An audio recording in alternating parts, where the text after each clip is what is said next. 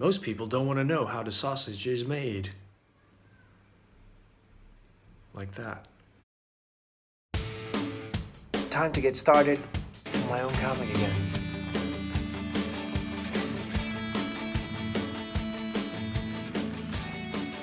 Here we are, my little collection of indie comic books. I figured I'd pull these out just to inspire myself as I intend to be working on my own comic book, Fosphor, a little sci-fi adventure. Been working on it for a number of years and I'm halfway there through issue 1. It's time to get back on the horse this weekend and just, So I figured I needed a little bit of a kick and just see all the amazing works I've watched other people put together over the last couple of years in the V100s, the 100 Days of Making Comic Book Internet Challenge set up by Kevin Cross. All these people are members, well, pretty much all of them. I say that now because I just realized right underneath Marshall's comic book, which is a one of his mini books that he put together, it's just like half a standard letter sized or A4 piece of paper. There is a Filipino comic book. I can't remember if I showed you guys this. It's a little graphic. It's definitely not one for the kids. I remember there being some very violent scenes in this. Very Sin City, pretty cool.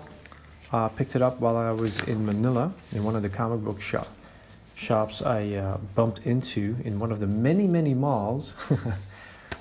But yeah, I just had to have a Filipino comic book, So very cool, very good quality.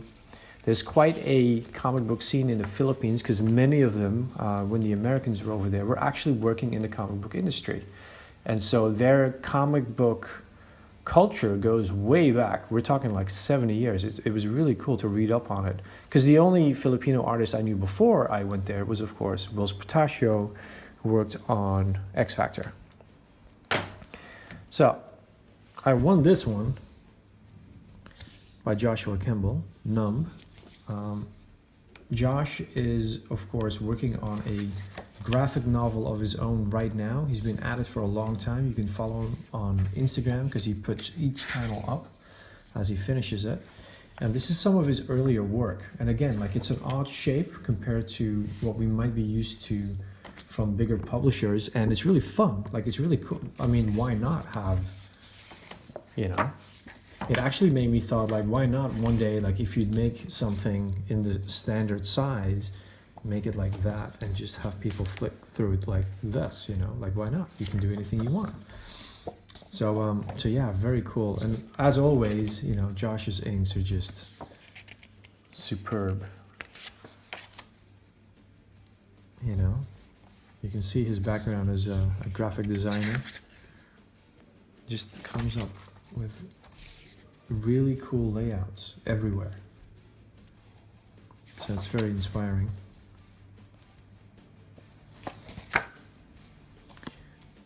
This is one I got along with the one underneath, Samurai Ox. I Never Forgot. This is issue 8. He's currently working on issue 10. And this is something he snuck in there for me, or maybe everyone, I don't know. But I got this one as well, and it's a really fun spoof on Age of Ultron by the Avengers. Really cool. And it's one of those things like, if you want to play in, Marvel's playground, you can. I mean, why not? I think the only drawback is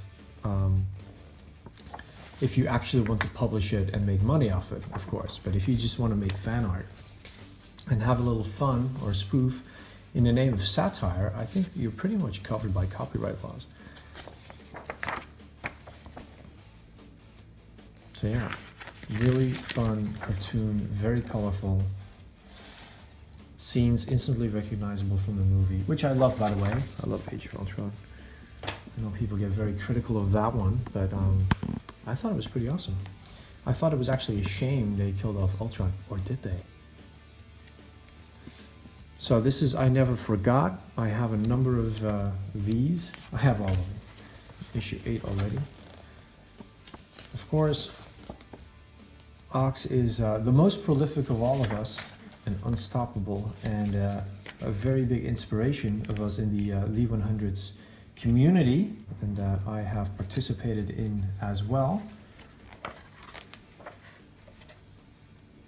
A lot of backstory in this one, which is really awesome. It really adds to what is happening in the actual comic book. I wish more comics had that, actually. Especially if there's going to be single issues, you know, like... I mean, if you buy a trade paperback and they put in extras, you know, to get you to double dip, if you will. I think most people these days buy trades just because it's easier, it's more convenient, you know, you don't have to keep up with individual comics. And it's almost to the point that I'm like, maybe it should be the other way around, where instead of adding all this extra stuff in a trade, you add all this stuff, behind the scenes stuff, in the single issues, like how they do in this, the Death of Wolverine comic book that I was picking up here. But that might just be a Spanish edition thing, I don't know. So, comic book right here is Monkey Junk. It's by Chris McQuinlan from Australia. Tripping over my words here. I love this, how it's black and white and like this newspaper feel. It's really cool. Feels very different from the other books, you know? Just feels very, I don't want to say disposable, but just very like, you know, you could pick it up in a supermarket.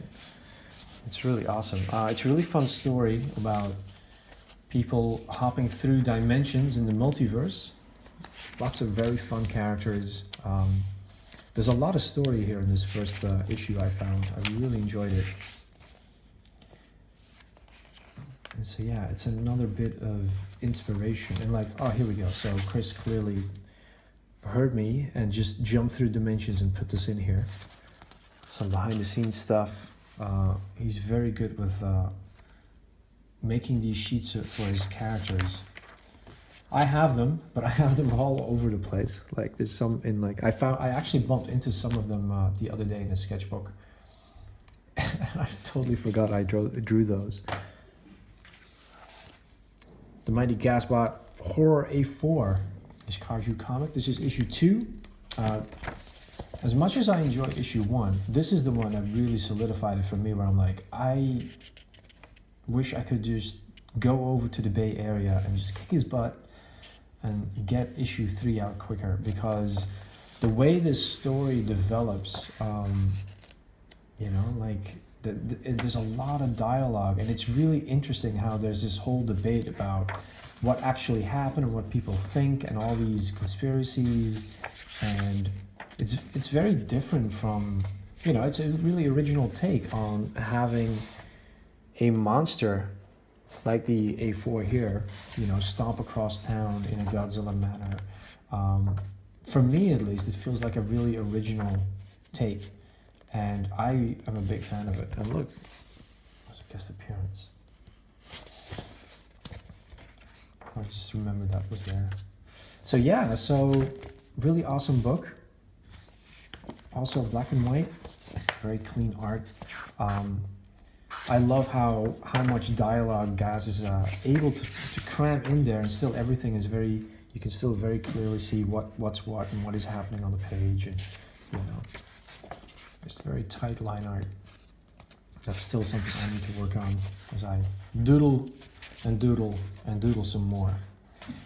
See, like look at this. Like, this is not messy. You can totally see what is happening. That's awesome. Reminds me of the video game I'm playing right now, Tiny Metal. And then last but not least, the Berserkernaut. So this is the last indie comic book I got in the mail. It's from Jeff Lafferty. Look, check out the sketch he made. I love these. I've just been, like, he makes a lot of these, and so they're always in his videos. They're really cool. One day I'll figure out how he does that, because I can never get the white pencil to stick. So this comic book is, of course, fully painted. You cannot, I mean, this is so impressive, like how he, with just a couple of hours a day, has managed to finish up his own fun comic book about a superhero and the Frankenstein monster duking it out in the museum. you know, ancient artifacts, very Indiana Jones with a twist, and it's just freaking amazing, you know. And he's already working on a new issue, same as Chris and Gaz, and of course Ox. They're already working on their next issue, and here I am on issue 1. So this page right here, I've decided to completely redraw this one. There's nothing wrong with a lot of the art that I do have here. But I just found that I must have way back when kind of lost track of what I was doing, because there's just so much information here, like it's all so tiny, and I don't think it comes across as well as it would if I just keep this panel here of someone cutting through the crowd and then straight to that panel, because this is the person we're dealing with. And when you have this guy running into the crowd, even though that guy's right here, like, it makes you wonder, like, well, who's this that gets the center of a panel? When it's simply, they found something, he wants to butt in and see what is going on, why they've stopped the conveyor belts and they're working. I can just do all of this en masse. And so I think I should, if I want to cram this much detail in, instead of having 6 panels, I should have 4. Off to the races, just jumping in here without even telling you, like, you know, what this is all about. Of course, it's my little sci-fi adventure comic book, Phosphor. I'm halfway through the comic book.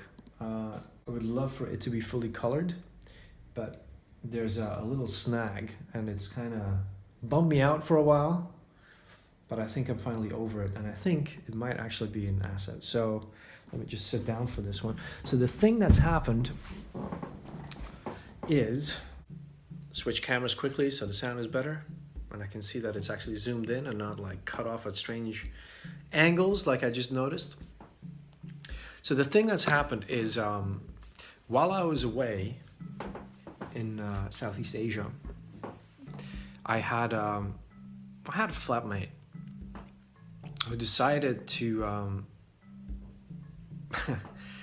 to safekeep my computer for me without telling me. And so it appeared as if my laptop had been stolen, which freaked me out. So luckily, through the all this backup technology and connecting tissue between my phone and like everything, I locked my Mac. I'm like, that's it, locking the Mac. No one's getting access to what's on there. It had a lock on it already, of course, in hindsight, but you know, I, like, in my panic after a day of worrying what's happening, that's what I did. And then I got a hold of him, and I'm like, you wouldn't happen to have noticed anything? And he's like, oh yeah, you know, you just left it lying on the table. So I took it with me to work to make sure it doesn't get stolen from the house that he's in. So yeah, you know, good intentions and all. When I got back, I finally got my computer, and I tried to unlock it. And he hadn't touched it or anything, because it only locked as I opened it. So no one, like, he never even looked at it. So it locked, and I couldn't unlock it. And so, you know, you go troubleshoot online, and like the way Apple does things is, you go to iCloud, they give you a 4-digit PIN code, you enter the PIN code, but my PIN code was 6 digits, not 4. So now I was in trouble. So eventually, I got a hold of their help desk, super friendly, helpful people. So they were as baffled as I was. So eventually, you know, like after like an hour and a half on the phone, I even got the supervisor. And it was kind of funny, because this is kind of my job for a different company, you know. But I learned a number of things. Like, one, you can actually use screen sharing on your phone with the help desk people, which is crazy. So I could actually give them access to my phone, and then like they ask your permission on the phone, and then you have to give permission on screen. And so using my my iPhone camera, I could just point it at my Mac, so to show them like, look, I need 6 digits, not 4. So that was kind of cool. But also, like, in the end, because they were just as baffled, they said, well, I guess the only thing we are able to do is for you to take your Mac to the Genius Bar, and we'll explain it to them. So we can get you an appointment and everything. And like, I got phone numbers and everything to, like, they were really looking out for me. So they can basically break this lock for you so that you can get back into your computer. So all you need is just proof of purchase. But my MacBook is from 2010. So yeah, yes, I bought it with a credit card, and they actually talked to their sales department. They couldn't find it. And I'm like, well, it was a pre-configured Mac, that you can't buy in the store. Like, I had to pick it up. It had to be bought by card, like through the website and everything. Like, well, we can't find it. I'm like, okay, well, I guess I have a credit card statement. Only to find out that credit card statements do not go back. At least my online banking does not allow me to go back more than 7 years. So I was completely stuck. And so since then, because my bank, of course, is in England and I can't just pop over, I have been without a computer. And I have to say, after the initial panic and upsetness, because I love my computer and I do lots of things on my computer, but I have to admit, like, as part of the weaning myself off technology in the last 2 years living here in Spain, I actually didn't find myself missing my laptop. All my art in the last couple of months has been traditional. I almost said digital. Has been traditional. So it hasn't been a big deal at all. Now, of course, in the future, I see problems because there's projects I have that do require digital. For example, adding color to the comic book, editing the comic book. There's a lot of these pages where I've said in the past, like, I would like to repurpose and move things around, and I would like to touch up the art here and there by shrinking it or enlarging it as I drew outside of what was supposed to be the page. So I can cram all of the art in there. There's all this stuff that I was just relying on Photoshop being available to me to be able to do that. And so the interesting thing is, as I've been out of a laptop for a couple of weeks now, and I just have my phone, so I can make all these videos on my phone. I have a PlayStation, so I can watch YouTube on the big screen over there and play the odd game. So all my entertainment needs are pretty much met, And of course, I have my computer at work. If I just want to browse, I can do that at work. So I don't really felt the need for a laptop, for buying a new one straight away, as if I have the money.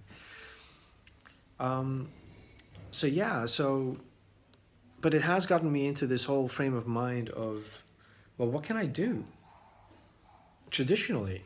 I mean, people used to make comics traditionally anyway. And so I've been thinking, like, even some of the stuff that I was just talking to you about how I can use Photoshop to shrink down some of the art that I drew across the whole page, which was never the intention. Just like I did for the V100s Anthology issue #1. Isn't it awesome? There's going to be an issue #2. I'm trying to think of, like, traditional ways of doing that too. I'm trying to think of, like, well, if I just scan it in at the local shop, that's one thing I could do. But I could also just scan it in at a local shop, and those machines, like, I've operated them myself. Like, you can set the, you can set the sizes for scanning and for the percentages of, like, size, like how you want it. Like, there's lots of things that you can do on those machines. So I could technically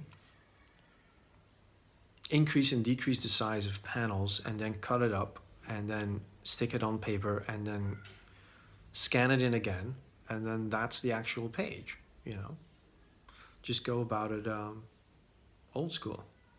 I could totally do that. And then I'm also thinking like, well, why not get good old-fashioned Copic markers and colored pencils and have a go, have fun at some point once it's finished, coloring it in yourself. I also thought of like, well, why not scan it in and pay for someone to color it? I mean, it'd be a lot of money. But like sometimes, on Instagram, I see these artists and like they have their stuff colored by pros or amateurs who color pros. And every now and again, I come across stuff and I'm just like, oh my God, that is so amazing. Like to have that kind of creative interaction where you make something and then someone else takes it to the next level. That is cool. And so I'm thinking of, now that I'm without a laptop for a while, finding traditional means to get the comic book done as is possible with whatever I can come up with that is available to me in the neighborhood. It's kind of where I'm at with Phosphor. What else? What else can I talk to you guys about? Oh, actually, completely random, but it looks like I'll be going on a business trip. My first business trip ever, which is a training, and they're sending me off to the other office quite far away in another country, and it'll be my first visit to the continent of Africa, which is going to be pretty cool. So expect a pretty neat Sketchalona episode in the near future. And that's kind of it for right now. So let's get back to the art. So enough with the warming up. Let's get started on Phosphor proper, shall we? Here's the first panel, and here's what I intend to do. So I need two hands going into the picture first person and turning these guys over while they're part of the crowd that is gathering around a table. Let me just show you a little reference I just shot to get these wrinkles as quickly as possible, to get the expression as quickly as possible, and just right here, like that, with my little blanket to keep me warm, actually, so I don't have to turn the heating on just yet, while watching Jim Lee draw in the mirror over there for a little inspiration.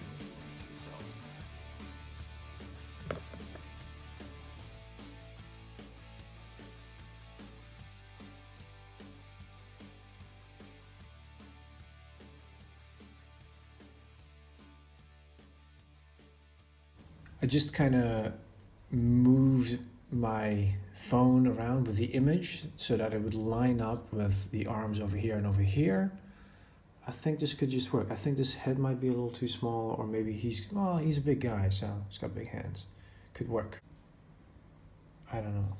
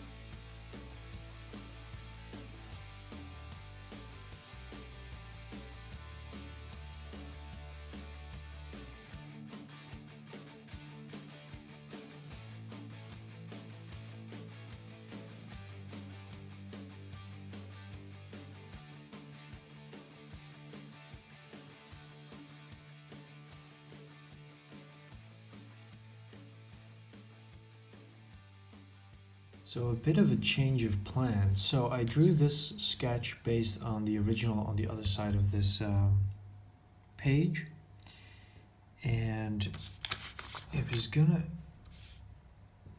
come over here, but then I used the background. As I was drawing the background, I got carried away, used elements from this scene, the silhouette in the foreground, the background, the people, and what she's doing, but I made it more prominent. So this is where the Taskmaster comes in. They're already noticing he's butting in. And then the next panel, which is underneath here, where he's making his way through the crowd. He's made it through the crowd. So you can read it like that. very legible. And then here you can also see like, and then this next panel where he takes the skull from her, gives his little lecture, also makes a little bit more sense in the storytelling department. I haven't been able to keep up with the documenting of the creation of this page. As you can see, it's coming along nicely. I'm quite pleased with how it's coming out. And so this bottom part has been in flux. Like I wanted to tell the taskmaster giving this big lecture, you know, about the dignity of the dead and blah blah blah, and then he grabs the tool because he notices something, snaps it off because, you know, there's a little bit of treasure hunter in him still, and he discovers something. And I've been having trouble enlarging it for some reason because this is such a quick sketch, and I think it captures the positioning and everything perfectly. And then for some reason, I spend an hour trying to enlarge it. So I hope this comes out okay for you guys to see because it's very light pencils. I've got him holding up the skull. I think I've got him positioned a little bit better than I tend to. The girl he's taking it from, looking onwards, bored, annoyed. And then he moves around the table, you know, dramatically. Picked up the tool that is lying over there. Notices something over here. This is then in the next panel to show a passage of time, but then that overlaps with him here, breaking off a wisdom tooth. Yeah, so how to ink that? Where do we begin?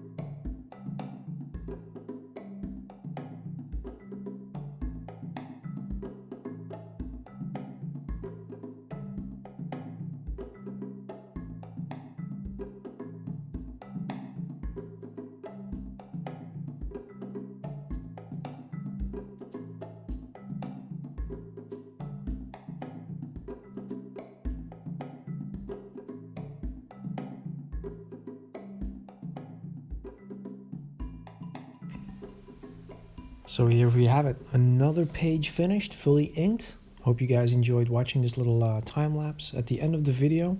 Let me know in the comments down below, and I'll be seeing you guys next week with hopefully another special episode of Sketchalona from a far-flung place, somewhere exotic. Hopefully a little warmer than Barcelona is right now. Thanks for checking it out, and see you there.